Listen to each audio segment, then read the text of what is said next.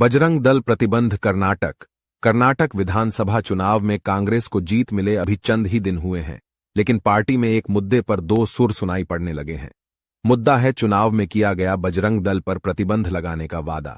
मंत्री प्रियांक खड़गे का कहना था कि अगर आरएसएस और बजरंग दल राज्य में कानून व्यवस्था के लिए खतरा बनते हैं तो सरकार उन पर बैन लगाने के बारे में विचार कर रही है, लेकिन सीनियर मंत्री जी परमेश्वर ने इसे सिरे से खारिज कर दिया।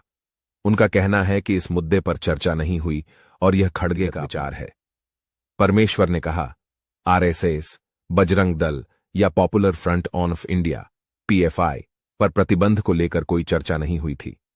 अभी इस तरह के मुद्दों पर बात करने का समय नहीं आया। सीनियर मंत्री ने कहा कि अभी सरकार की प्राथमिकता है 5 चुनावी गारंटियों को लागू करना, जिनका वादा कांग्रेस पार्टी ने किया था।